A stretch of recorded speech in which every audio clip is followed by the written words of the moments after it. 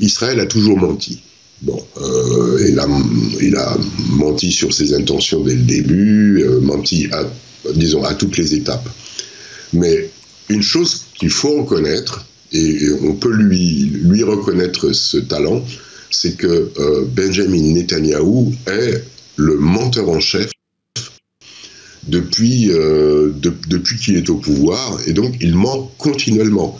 Let me preface these remarks with I never, ever believe Israeli figures.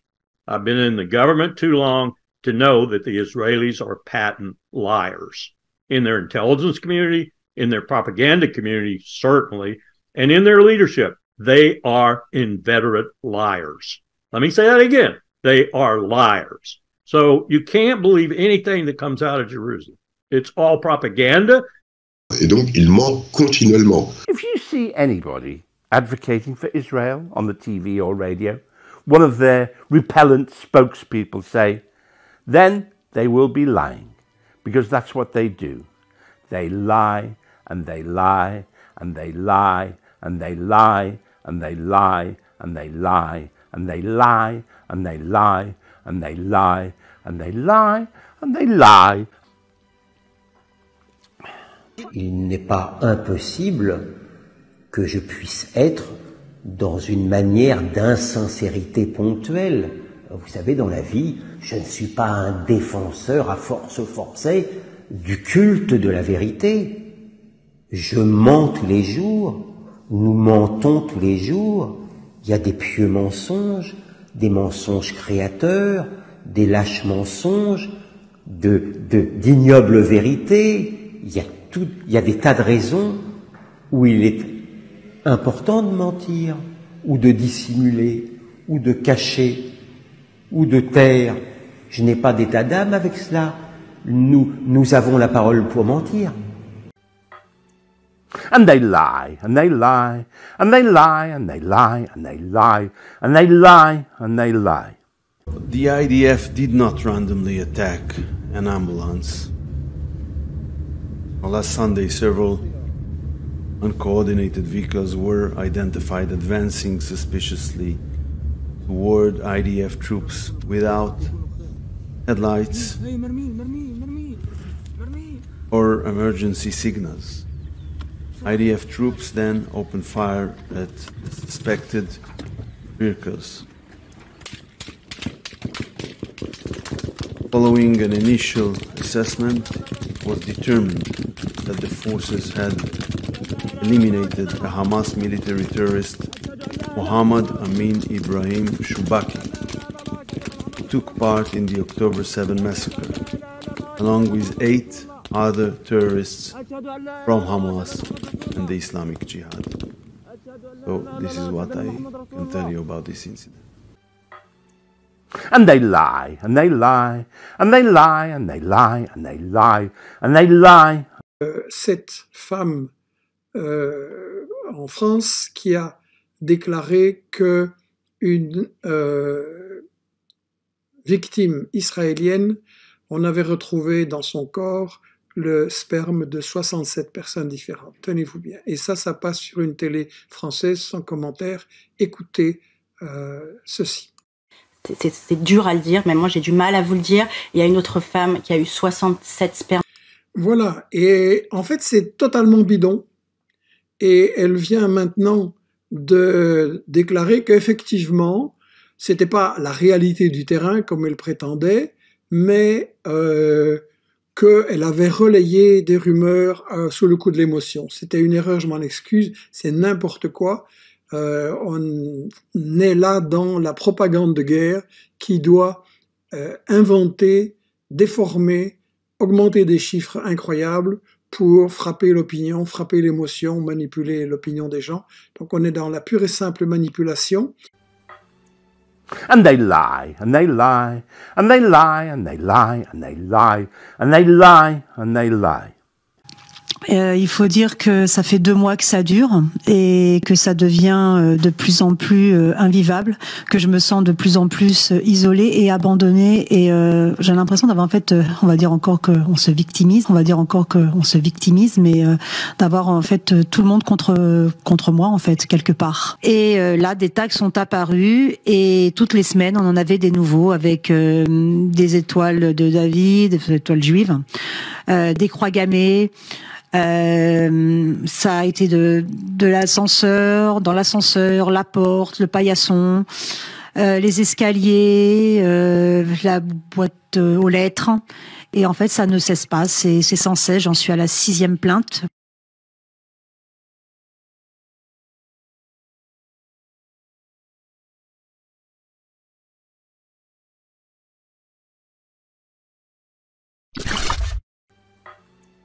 And they lie, and they lie, and they lie, and they lie, and they lie, and they lie, and they lie. Je sortais de chez moi pour me rendre à une conférence qui avait lieu donc au centre communautaire Yavne. Et en marchant sur 100 mètres, un scooter sur lequel il y avait 2 personnes m'a accosté en me demandant le nom d'une rue. Ensuite, ils m'ont demandé si j'étais juif ou musulman. Donc je leur ai dit je suis juif. Et aussitôt donc ils m'ont agressé, ils m'ont mis par terre, proférant bien sûr des insultes antisémites, des injures, en me disant également qu'on va te faire souffrir et on va t'achever. Et en même temps qu'ils me tenaient par terre, donc ils m'ont montré d'abord sur un téléphone portable la photo de Mohamed Merah. et un des assaillants également donc s'est découvert et a montré un t-shirt qui visiblement était l'effigie du drapeau d'État islamique. Et donc maintenant, ils ont commencé à me lacérer avec des couteaux. Il disait avoir été victime d'une agression antisémite en novembre dernier. L'enseignant de Marseille avait menti. Les expertises de la justice ont conclu à une automutilation. L'homme sera jugé en avril pour dénonciation mensongère. À l'époque, son témoignage, rappelez-vous, devant les caméras, avait suscité une vive émotion quelques jours après les attentats de Paris. Ensuite, ils m'ont demandé si j'étais juif ou musulman. Donc je leur ai dit je suis juif.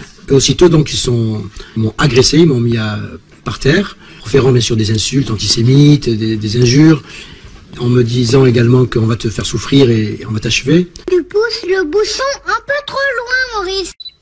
Là, on apprend qu'il a tout inventé. Alors, c'est pas la première fois que ce genre de choses arrive. Tout le monde a en mémoire cette fameuse fille du RERD qui avait dénoncé un viol et puis on s'était rendu compte qu'elle avait tout inventé. On sait aussi qu'il y avait un rabbin, le rabbin Gabriel Fari, qui avait dit avoir été agressé au couteau. Il y avait même eu des cérémonies qui sont été suivies, etc. Et là aussi, tout était inventé. Donc, on est dans un cas de figure où effectivement la personne a inventé cette agression. C'est nul! C'est nul!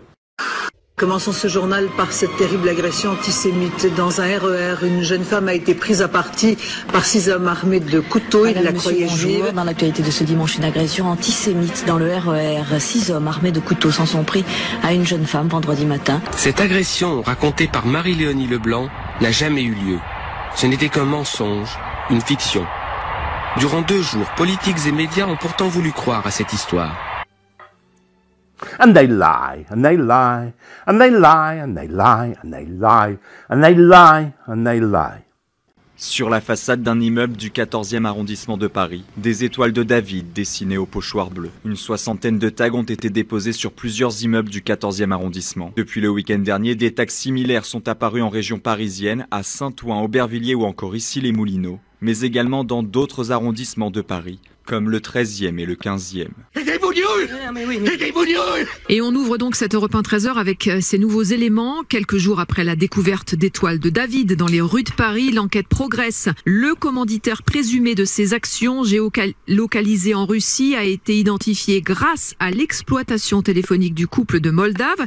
Il a été interpellé la semaine passée et Louis de Ragnel, selon vos informations, pour la police, il s'agit d'une manœuvre de déstabilisation étrangère.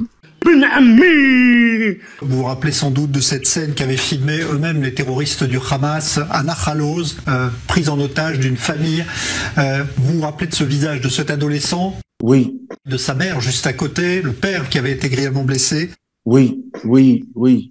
Eh bien, ils n'ont pas été tués comme on le pensait par les terroristes du Hamas. Eh bien, ont été tués par des soldats israéliens lors de tragiques méprises dans les combats. Oh purée de pommes de terre, mais c'est pas vrai ça. L'adolescent avait même réussi à échapper à ses ravisseurs lorsqu'il a été tué visiblement par erreur, donc par des soldats israéliens présents dans le kibbutz.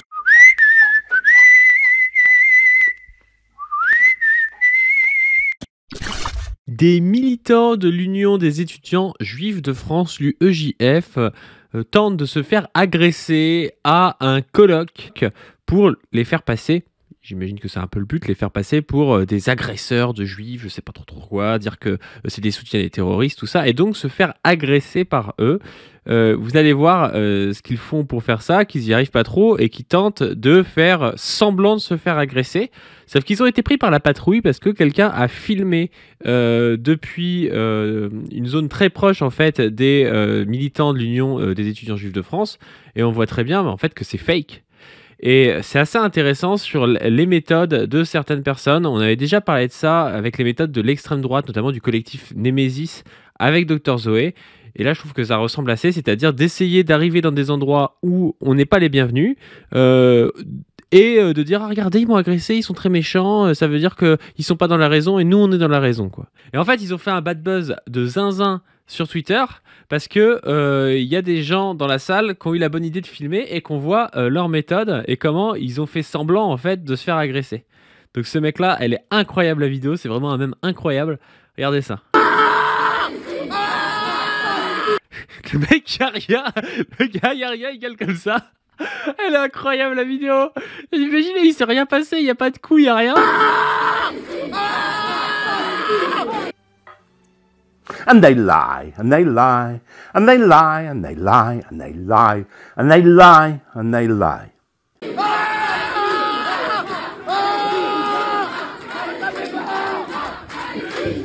Me tapez pas, et tout le monde dit Palestine vaincra, et personne fait rien, personne le tape. Et là vous allez voir, il se déplace pour pouvoir crier à un endroit où il sera plus vu par les caméras.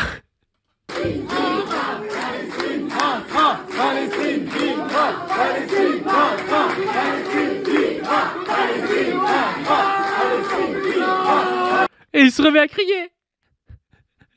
Elle est incroyable la transition, le mec il était en train de crier, il voit que tout le monde s'en fout, il bouge, il se remet à un endroit où il est plus vu et il se remet à crier.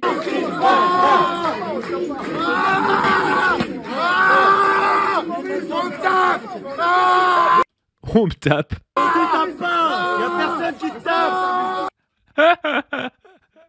Et la réponse c'est on te tape pas.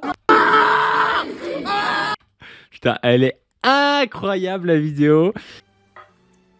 And they lie, and they lie, and they lie, and they lie, and they lie, and they lie, and they lie. En aucun cas, je n'ai apporté le soutien, mon soutien, ou le soutien de l'Assemblée nationale au gouvernement israélien. Menteuse! C'est une menteuse! Je veux redire ici qu'Israël est un pays ami, à qui je veux réaffirmer notre totale solidarité et notre soutien inconditionnel. Inconditionnel.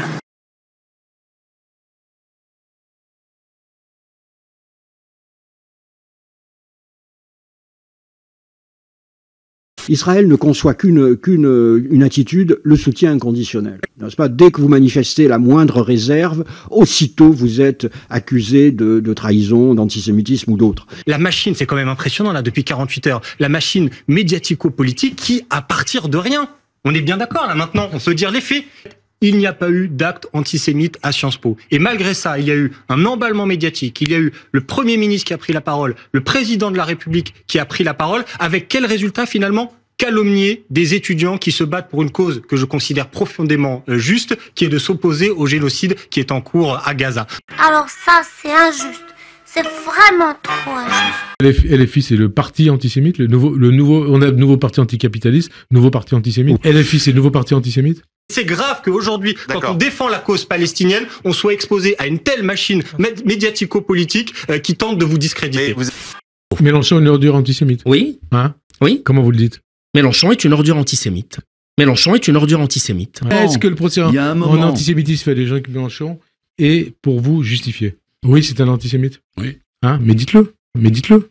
Bah, je vous le dis. Non, mais j'ai pas compris le sens de votre réponse. Je vis une difficulté, c'est que aujourd'hui, il est difficile de nommer les choses. Et vous le savez, puisque vous avez suivi le moment où j'avais fait la résolution contre l'apartheid en Israël. Difficile de nommer les choses sans être accusé d'antisémitisme. Et d'ailleurs, ça ne marche que dans un sens, parce que on n'est jamais accusé d'anti-musulman ou quoi que ce soit, alors que ça pourrait. Mais ça n'existe pas. Moi, je pense que le gouvernement d'Israël a franchi toutes les lignes rouges et se retrouve aujourd'hui dans une situation peut-être inextricable. Crimes de guerre, crimes contre l'humanité, crimes de génocide, politique terroriste, politique de terrorisme d'État. Quand on voit les beepers par rapport aux Libanais, enfin, on se dit que avoir anticipé à ce point-là, et c'était bien avant le 7 octobre, le fait de pouvoir tuer sans mesurer les choses, et qui a le beeper dans les mains et tout. Enfin, moi, je suis choqué par cette politique qui est mise en place, et je suis choqué que l'on ne puisse pas librement la dénoncer, la critiquer, comme on peut critiquer la politique qui a conduit au 7 octobre, etc. Je trouve qu'il y a deux poids, deux mesures. Qui peut arrêter Benyamin Netanyahou? Discours typiquement antisémite, voilà. Meir Habib, la voix israélienne. Bonsoir à vous, merci d'être là. Enfin, je suis député français. Aujourd'hui, ils doivent payer un prix à leur agression, un prix à leur haine, un prix à ces 1200 morts, un prix au sang qui a versé, ou ces mères qui ont pleuré, ou ces soldats qui sont en train de pleurer. Et ce prix, c'est la terre. Parce que le sionisme, c'est ça. La bande de gangsters, la petite mafia minable. Israël ne commet pas un génocide, il y a 40 000 morts. La moitié sont des civils, c'est vrai, et l'autre moitié sont des combattants. Israël mène tant bien que mal, parfois avec des défauts, mais mène tant bien que mal une guerre qui est une guerre existentielle, et le ratio entre les civils combattants qui ont été tués et les militaires, Israël prévient, demande aux gens de s'en aller et bombarde systématiquement la plupart des habitations. En détruisant aussi Gaza. En détruisant aussi Gaza, c'est vrai. Bon, très bien. Il va avoir un traitement injectable. Hein. Israël ne commet pas un génocide. Mais il n'y a pas de génocide en cours. Si c'est un génocide, bien évidemment. Mais non. Écoutez, 30 000 personnes sur 2,2 millions, c'est pas un génocide.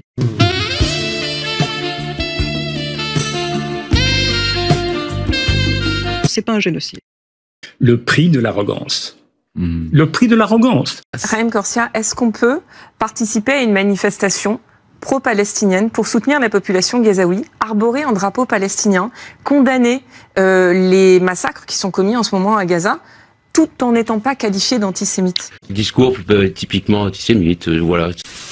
This is pure anti-Semitism. Il n'y a pas d'innocents dans la bande de Gaza. Il y a sûrement des militants du Hamas, il y a des électeurs du Hamas, il y a des sympathisants du Hamas, ceux qu'à une autre époque on aurait appelé même des collabos, mais des innocents, j'en connais pas. Par contre, et c'est très important de souligner la différence, il y a très certainement des civils non impliqués. Ça veut dire, de mon point de vue, tant qu'un Gazaoui ne prend pas les armes ou ne se conduit pas de façon hostile vis-à-vis d'Israël, c'est un civil non impliqué. Maintenant, ça ne veut pas dire qu'il est innocent, parce que je suis sûr que si je me promène dans la rue de Gaza à côté de lui, je risque fort d'y passer. Donc, de ce point de vue-là, non, il n'y a pas d'innocent. L'UNRWA est une organisation qui s'occupe des réfugiés palestiniens, certes, mais qui éduque ces réfugiés palestiniens à la haine, et ça, de ce point de vue-là, c'est inadmissible. Wesh! Le nord de la bande de Gaza est plus beau que jamais. Tout est détruit et rasé. Tout simplement un plaisir pour les yeux. לא יוצאים מעזה, אתם תמשיכו לרעוב, תמשיכו למות, הבתים שלכם ימשיכו להישרף, הילדים שלכם ימשיכו לחיות בבוץ ובניילון. Un soutien inconditionnel de la France à Israël. La présidente de l'Assemblée nationale a joint le geste à la parole lors d'un déplacement éclair dans l'État hébreu ce dimanche. כן, אנחנו אומרים שאנחנו רוצים לקחת להם אדמה, לקחת להם את השטח ולהתיישב, כי רק ככה הם יבינו שניצחנו אותם. לא מעניין אותם הבתים, לא מעניין אותם ההרוגים, לא מעניין אותם שום דבר חוץ מהאדמה. Rien ne doit empêcher Israël de se défendre. Maintenant, nous avons tous un but commun. Effacer la bande de Gaza de la surface de la terre. Bizarre.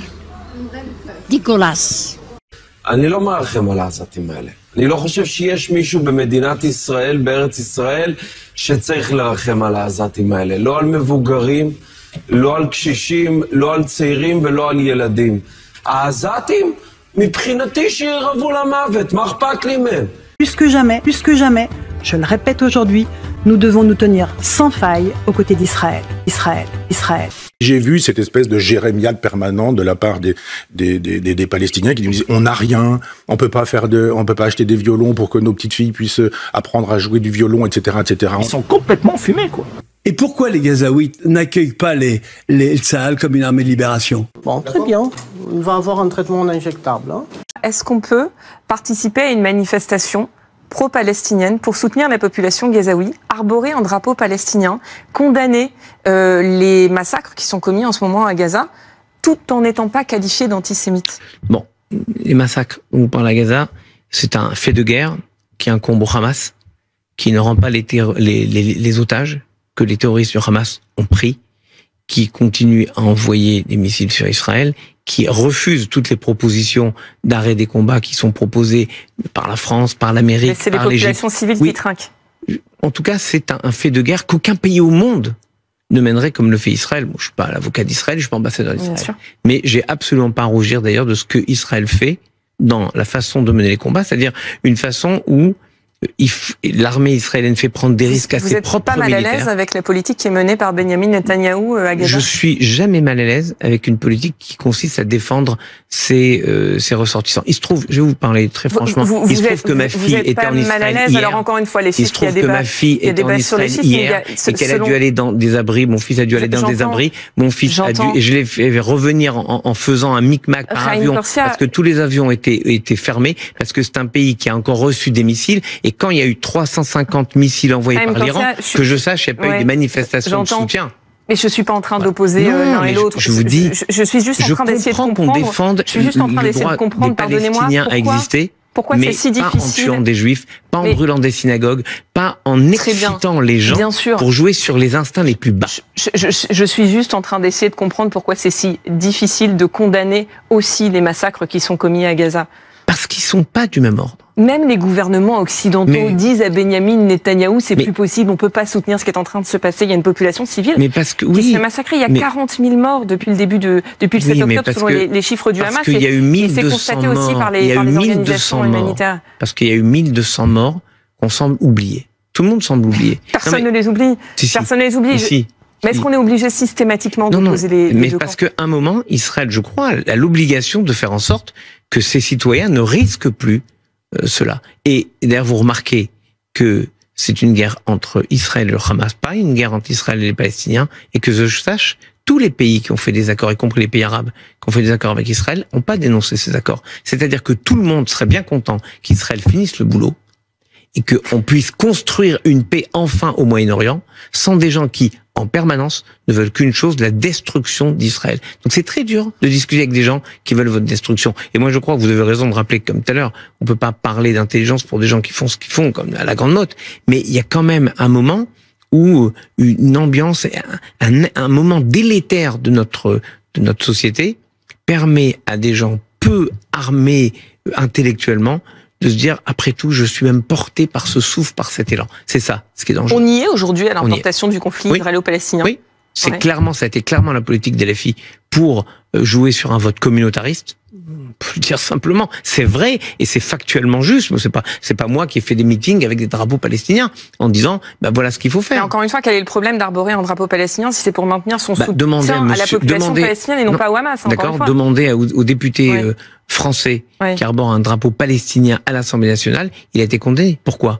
Parce que si on veut défendre les populations françaises, la France, si on pose une idée de ce qu'est la France, On doit ensemble, collectivement, essayer aussi de nous intéresser à ce qui se passe à l'étranger, mais pas au détriment de cette fraternité qui est le cœur du cœur de ce qu'est la République. Israël est en train de perdre son âme dans cette affaire. Ils accumulent crimes de guerre, crimes contre l'humanité. Ne pas donner à manger à une population, c'est un crime de guerre. Ne pas donner à boire à une population, c'est un crime de guerre. Ne pas permettre aux populations de se faire soigner, c'est un crime de guerre. Israël est en train de cumuler tous les crimes de guerre qui sont condamnables sur le plan international. Gaza est un test de résistance. Et ce qu'il a montré, c'est un Occident raciste, quelle que soit la manière dont vous voulez définir le terme. Le point est que ce qui se passait pour les Gazaouis, si cela se produisait ou était infligé à n'importe quel Européen, vous n'auriez pas cette réaction, non pas blasée, mais cette complicité. Nous sommes, en termes juridiques, vous savez, complices avant, pendant et après le fait. Moi je t'ai dit, Netanyahou il va nous mettre dedans. Moi je t'ai dit, Netanyahou il va nous mettre dedans. Bonsoir à tous. Bonsoir à tous. Et ben voilà, ça arrive. Ce sont les aléas du direct. Comme on dit, ravi de vous retrouver sur l'antenne de CNews. T'as entendu ce que j'ai entendu? Il me donne envie de vomir. They lie, and they lie, and they lie, and they lie, and they lie. Que vous écoutiez BFM, que vous écoutiez France Info, chaîne publique, chaîne privée... C'est de la merde. Non, c'est Cloug. Oui. And they lie, and they lie, and they lie. Oui.